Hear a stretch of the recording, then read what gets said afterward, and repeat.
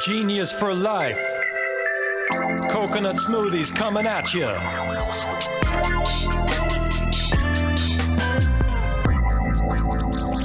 Hello. Welcome to episode 110, like the freeway in LA, of 15 Minutes of Genius. I'm going to explain. You're going to see why I even said that. This is a show where we bring on great entrepreneurs, investors, advisors, consultants in CPG and also outside of CPG to share all their knowledge and wisdom. We're here in the Manhattan Beach, California studio for 15 Minutes of Genius. Big plug to Mark Nicholas, Mark N at ManhattanBeachStudios.net. Probably editing desires. We don't have a camera on him, but I have my personal eye camera on him. There he is. He just gave me the raised eyebrows. Very cool. Kind of creepy, but also cool. Thank you. All right. So without further ado, this is a first for the show, I think, right, Mark? This is a first. We have a guest that is on the road on his phone, which is ironically getting better reception than most people do on Wi-Fi for the show. And he's in Austin, Texas. This is Billy Bosch. He is the founder and CVO of Iconic Protein, which if you don't know who they are, you're under a rock. So a little bit about him and also the company. He led market research, product testing, and design for a new beverage line, which is the Iconic Protein, been out for a while. He's built and he's managed teams of CPG professionals.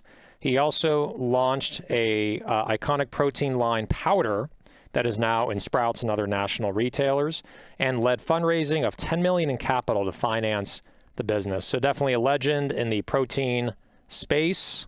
Billy, how you doing on the road there? I'm great. Thanks for being flexible with me here. You know, plans change regularly as an entrepreneur, as you know. So we had some unexpected delays, and so I'm in a car. We're parked, and I'm on the way to Lake Travis right now. I'm kind of living in between Miami and Austin, and I'm with a few other entrepreneurs. So I convinced them to sit outside of the truck and have a drink and relax. And I'm going to talk to you, and we're going to have a little chit chat here. Definitely. Something tells me that they are not having protein drinks or genius juice. They're having something a little more festive Thursday going night on. after 7 o'clock. I think it's something more festive. Yeah, Exactly. They'll be doing it responsibly, but exactly. Yeah. Good assumption. By the way, the lighting is amazing. I can see your silhouette and I can see your beard. You'll get teeth every now and then, but you know, it's almost Halloween. We're getting close. So it's like, this is kind of the theme, right? We've got some dark shadows, maybe a pumpkin will pop out from behind, maybe a creepy hand will come in during the interview.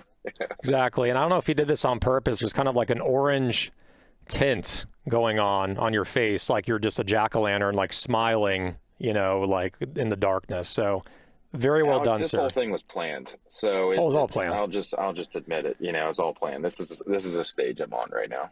Exactly. You're in the studio. You're in the podcast studio. So right on, man. Exactly. Well, let's get into it. You know, all joking aside, you have a serious brand, a lot of stores. Been seeing the brand forever.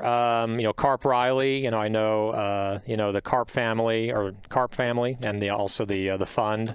And you got some money from them as well, and they're partners with you. So you're a mover and shaker in this industry of growing your brand, getting the right partners on board for investment.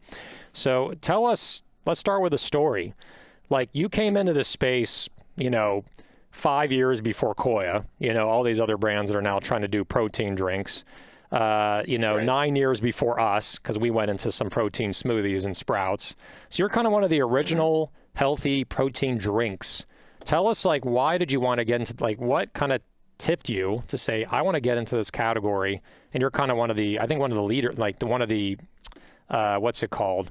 Like the forerunners, or kind of the, you know, the pathway, the trailblazers, what I'm trying to say in this category. The trailblazers. Trailblazers, yes. Man. So tell us more.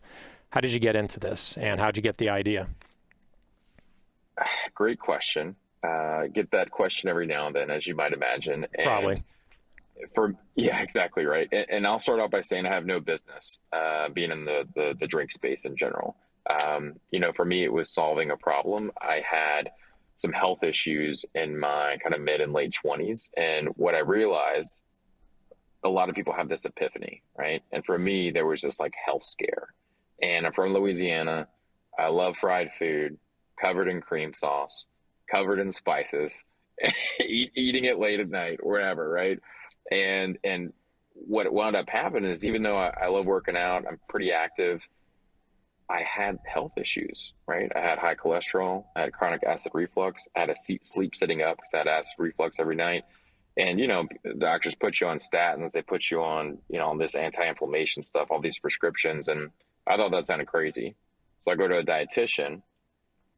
She says, no, you need to clean up your diet. You need more protein and fiber, because that's gonna fill you up in a healthy way. Protein isn't just for working out, right? Protein fills you up. And I said, okay, great. So drink a protein drink. I'll make better decisions when I do go out to eat, and it'll help speed up my metabolism, clean up all these issues. So go buy like a muscle milk or something. She's like, no, you can't buy anything on the market. Everything has a but. I'm like, what do you mean? She's like, well, you can have that. It's got protein, but it's got carcinogens in it. It's got aspartame and sucralose, artificial sweeteners. It's got too much sugar. You're going to get diabetes. You're going to have all these other issues, right? And so I kind of sarcastically said, well, why don't you just help me create a drink then? If there's really nothing out there. And she says, like, who are you again? Like, why are you qualified to do this? And I said, well, how hard can this be? You may have said these same words, Alex. How hard can it be to put a beverage in a bottle, right? Mix it up, put it in a little bottle, go sell it. Harder than I could ever imagine. 10 years later. Yeah, I know. The hardest thing that we've ever done is this right here. And that's how everything got going. That was the real kind of aha genesis story of Iconic. And then, it took a few years really just to get it in a bottle, because we're low acid aseptic. It's not refrigerated. So that's a whole nother processing system. Yeah. Yep. A lot of it's limited. One thing that I learned, and I'm sure that, you just kind of reference that you learn, it's really freaking hard to find a co-packer that you can scale with, that they can scale and have capacity to make a low acid protein product. It's just really hard to find the right partner, the right bottle, the right size. And so it's good that, you found the right partners to actually do this and scale it. But when you're small, it's a lot harder. And that's really where we give advice back to the entrepreneurs that are watching this, is like, if you're doing 1,000-gallon batches, it's going to be very hard to find the right co-packer. So like, how did you balance like the chicken and the egg thing, right? Like, to get the volume, you got to go to a co-packer, but the co-packer won't accept you unless you have the volume. Like, how did you build your volume in the early days to transition to a co-packer, and how did you make it? I mean, it was so hard, Alex. I honestly, in hindsight, I probably I would go back and talk to myself and say, hey man, take it easy on these liquids. Maybe go do a powder instead to start. Or maybe do hence your new product line. I know, hence powders, right? But I thought, there's so many powders. There's not a lot of drinks. This is clear market opportunity. I want to go in and do something different, a low-calorie protein drink that fills you up, more like a light meal replacement. Let's go in and do that. No one's doing it good. Everything's got tons of sugar in it or a bunch of bad ingredients. And so I really spent the better part of 2 years trying to figure out how to get a co-packer to take on a brand they never heard of, and how to run scale quickly, because all these co-packers are set up to run 100,000 cases of 12 bottles each per flavor per run on these large aseptic machines. And I mean, that's like a $400,000 or $500,000 investment if you're running a few SKUs. So that's a lot of money to throw up front when you have no, validation. And so the short story of that is, after 3 different false starts at different low acid aseptic co-packers, we're working with Tetra Pak at the time. And I went and said, look, man, I can't get anybody to run my product. All the big companies are pushing us out of the way. We can never get any line time. And finally they put us on this line. And basically I wound up, with these drink packages, sometimes you just get plain packaging with Tetra Pak. So there's a little white Tetra Pak for a pilot run. And you're supposed to just test those and drink them. And I'm like, I'm not going to throw them away. So I had about 10,000 bottles. So of just one flavor that was for this test run. And I actually hand labeled those 10,000 bottles with shrink sleeves and a closed steamer.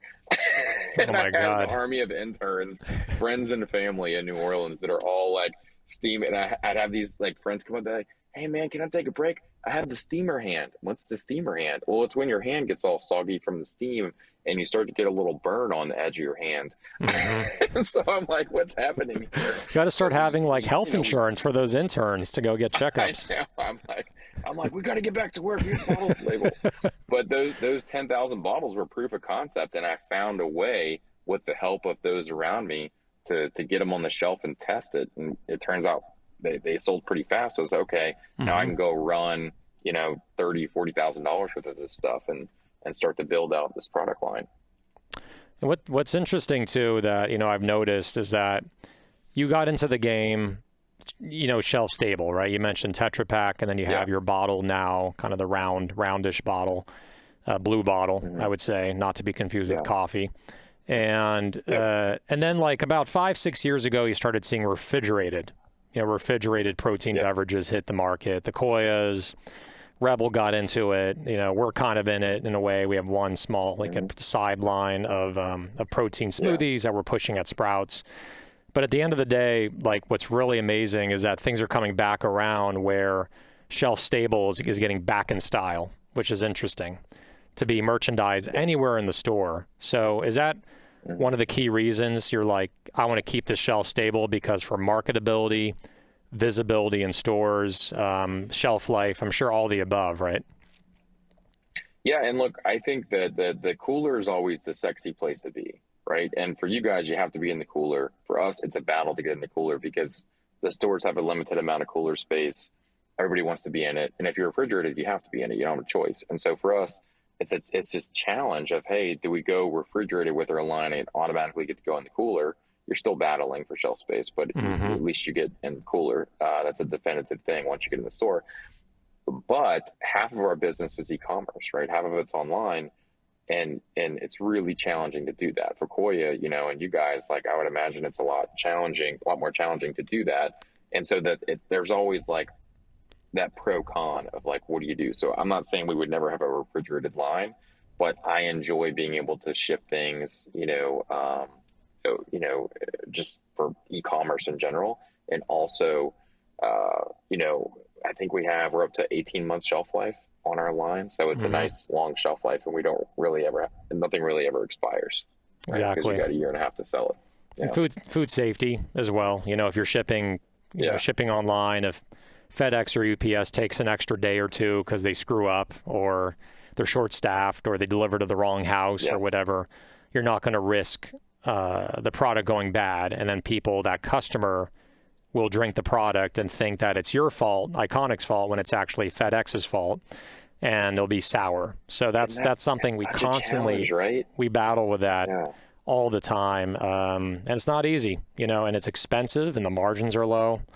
So I think it was the right move. And D2C is here. It's here to stay, right? As It is. it's not It's here to arguable. stay, and well, totally. And we'll keep playing in both. I mean, I was just in an HEB here in Texas, and they've been a great store for us.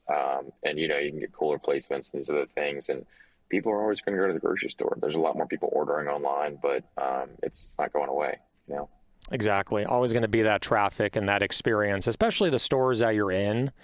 You're in these stores at like HEB or Sprouts where they create an experience. So they want people to Yeah. go in. They want people to wander and be adventurous. So you're saying half your sales are online? Is that like website and Amazon, or where are you getting most of your Yeah, online sales?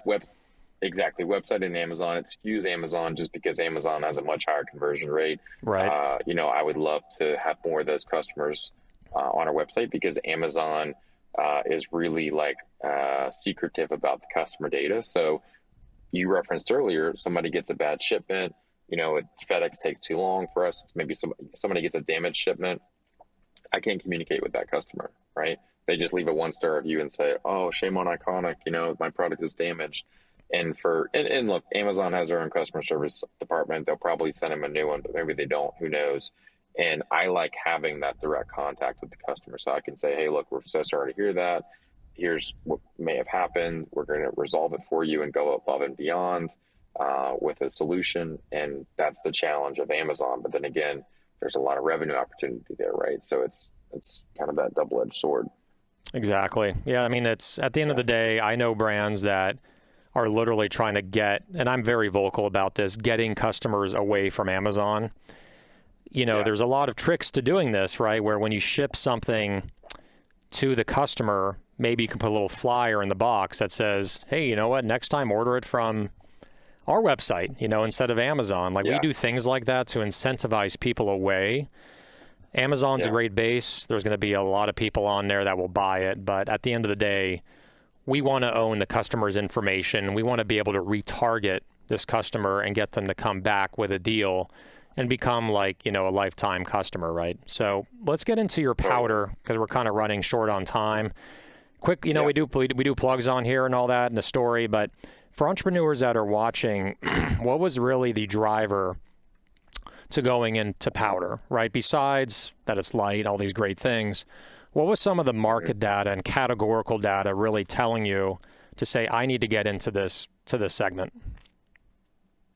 Well, Alex, great question. I'll start by saying I'm a sales guy. I've always kind of been in sales and marketing, and if I was a finance guy, I would have gotten powders because powders make the money. Powders is a great margin. It's a great price point for customers per serving, and I'm not. So I got into beverage and thought it was a great idea, which I still think it is, but it's a challenging deal from a margin standpoint. Mm-hmm. Powders were really customer demand. We were looking, and there was a lot of organic search online for iconic protein powder, and then they're getting served ads for every other protein powder. And so I'm like, wait, there's a demand here for powder. Why wouldn't I make the powder if people are already searching for it? And then the production runs are much smaller. The margin is like double what beverage is, and it's still a value. For me, the block had always been, why would it create a protein powder? There's like 10,000 protein powders. Mm-hmm. You know how tough the beverage segment is, but it's a fraction of what the powder market is because it's a Right. lower barrier to entry. Right. You can do like 100 bags if you want. Right. Exactly. Yeah. The other thing too that I think we mentioned, sorry, my voice, we're not going to edit this out. This is all real. I have a frog in my throat. This is happening. This is It's natural. happening. Yeah. He's in a car in Austin. I'm in a studio with a sore throat. This shit is happening right here, right now. It's happening. This is how it goes. These are our lives. Yeah. Yeah, we're not the fucking Real or like, or The View, we keep it all in. We keep it all in. So, so what was it? Oh yeah. So with the powders, what I like about that too, especially with the pandemic, we're kind of in an almost post-pandemic state right now, kind of, it's kind of dissipating. And getting back to some kind of normal. People like to also have control about what's in their beverages, and they're making smoothies from home. So it just makes sense, too, that they can put whatever they want in it, add the iconic protein, which they love from your drink, into their own smoothie and make it. So I'm sure you're getting data where customers want to do that. Oh, totally. That totally. I mean, that really helped our business out during the lockdown phases of the pandemic when everybody's staying at home and they're eating like frozen pizza and cookies all day. The saving grace was that people were starting to buy more protein powder because they're blending things at home. Single serve beverage went down in protein. The protein drink category for beverage was down 40% last year. So that business, ours wasn't down as much, but I wish I would have had a stronger powder business leading into that, but woulda, coulda, shoulda, right? Exactly. All good stuff, man. I know we're short on time. We're going to get into our next segment here. Rapid fire questions. Rapid fire questions. All right. So at this point, with the sun going down in Texas, you're a voice and a beard with white teeth that show up every time I make a joke. So, all right. So let's get into the questions here. 1 minute or less. Ask you a bunch of questions, bunch of answers. Let's go. For music, which decade is best? The 70s, 80s, or 90s? 70s. What do you do for exercise? Weights and HIIT classes. What protein drink do you drink for exercise? I just added that one. Iconic all day, every day. I've had one a day for 10 years. Love it. And look at you, man. Built. What movie you can watch an unlimited amount of times? Interstellar. That's all right. Right, that guy. All All right. We're going to space. Let's go to space here. It's not, it's not the range or the, the park, but it's good. I'm starting to sound like Bill Clinton. All right. Chocolate or vanilla? Chocolate. Favorite country to travel to? Colombia. Favorite source our coffee as well. Got it. Favorite Star Wars character? Yoda. Our last guest, Patrick Schwarzenegger, he said Jar Jar Binks. I'm just like, oh no. Come on. I'm like, we have to end this interview. No, I'm just kidding. You're done. What is your spirit animal? Tiger. That one, right on with that. Do you like to drive an SUV, a coupe, or a truck? Which one are you in right now? I'm in a truck. I'm in a truck right now, but I prefer an SUV. Got it. For food, salty or sweet? Salty all the way. Favorite day of the week and why? Saturday, because it's a little bit better than Friday and not as bad as Sunday. Got it. Uber or Lyft? Uber all the way. LeBron James, Michael Jordan, or Kobe? Jordan. I've got the whole dream team of Jordan and basketball cards at my house. Yeah. Must be worth a lot. Do you have the Jordan rookie card? I don't have the rookie card, but I've got an all-star card. That's it's valuable. So Terminator 1 or Terminator 2? Terminator 1. Really? Okay. Yeah. Why? Yeah. Because it's the novelty of the first Terminator. It's like it was the first. The second one's great, but it's the first for me is always like something that's impactful, and it's hard to beat the first one of any series. Exactly. And he had a $10 million budget for the first one versus like $80 million for the second one. So James Cameron did a lot of shit in that movie with not a lot of money.